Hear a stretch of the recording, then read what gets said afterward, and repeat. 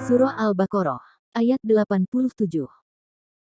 Dan sungguh kami telah menganugerahkan Alkitab, Taurat, kepada Musa, dan kami telah menyusulinya sesudahnya dengan rasul-rasul, dan telah kami berikan kepada Isa putra Maryam, penjelasan-penjelasan, serta kami mengukuhkannya dengan Ruh Al-Kudus. Apakah setiap datang kepada kamu seorang rasul membawa sesuatu yang tidak sesuai dengan keinginan kamu, kamu menjadi sangat angkuh, maka sekelompok orang kamu dustakan, dan sekelompok orang kamu bunuh.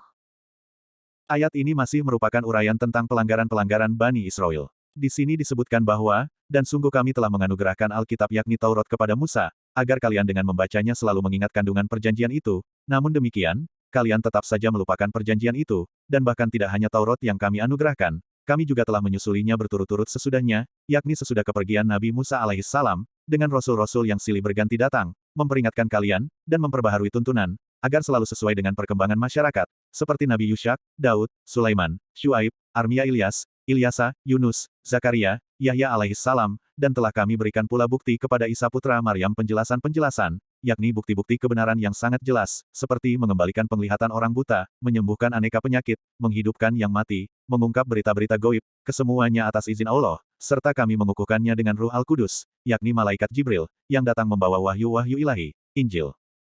Karena sikap mereka terhadap para nabi dan rasul sangat tidak wajar, maka mereka dikecam dalam bentuk pertanyaan.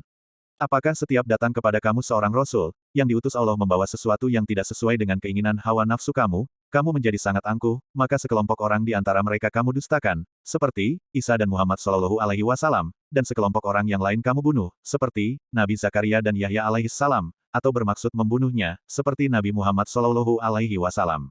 Firman-Nya, min ba'dihi, atau sesudahnya, yakni sesudah kepergian atau kematian Nabi Musa alaihissalam, mengisyaratkan bahwa, sebenarnya kehadiran Rasul sesudah beliau adalah suatu yang pasti dan benar, tidak seperti dugaan Bani Israel yang menolak kenabian Isa alaihissalam dan Muhammad Shallallahu Alaihi Wasallam. Kata Isa, terambil dari bahasa Ibrani, yaitu, Yasi, atau Yashi, yang dilafalkan oleh lidah Arab dengan, Isa, karena kata aslinya berat mereka ucapkan. Maknanya adalah, Tuan, atau, yang diberkati. Beliau lahir di Bait Lahem pada masa kekuasaan Herodus di Kudus, tahun 430 sebelum hijrah Nabi Muhammad Shallallahu Alaihi Wasallam. Beliau diutus menjadi nabi pada usia 30 tahun dan wafat atau diangkat ke sisi Allah Subhanahu wa Ta'ala, dalam usia 33 tahun. Kata Maryam juga berasal dari bahasa Ibrani, tetapi karena pengucapannya mudah maka tidak terjadi perubahan. Kata ini, walau adalah nama, tetapi sementara pakar bahasa Arab memahaminya dalam arti, wanita yang menjauhkan pandangannya dari wanita. Ini karena Maryam alaihissalam adalah wanita pertama yang berkhidmat di Bait Al-Maqdis. Menurut riwayat, beliau melahirkan Isa alaihissalam ketika berusia 13 tahun. Ayahnya meninggal sebelum kelahirannya, sehingga Nabi Zakaria yang memeliharanya. Beliau berusia lanjut tetapi tahun wafatnya tidak diketahui. Kata Ruh Al-Kudus dapat dipahami dalam arti malaikat Jibril, dapat juga dalam arti satu kekuatan yang dahsyat dan dapat melakukan atas izin Allah hal-hal yang luar biasa.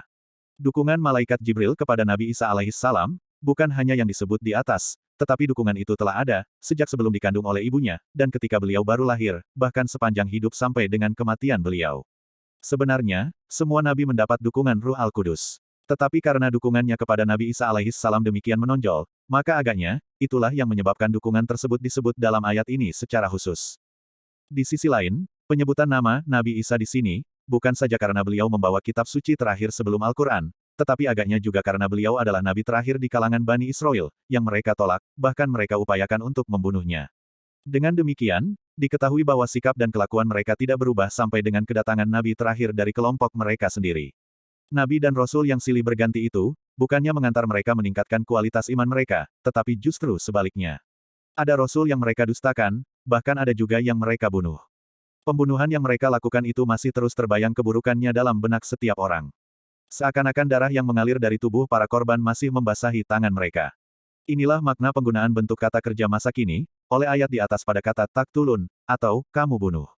Memang, bahasa Arab seringkali menggunakan kata kerja masa kini untuk menunjuk sesuatu yang telah terjadi, dengan tujuan menggambarkan keindahan atau keburukannya, seakan-akan peristiwa itu sedang terjadi dan hadir di hadapan mata pada saat dibicarakan.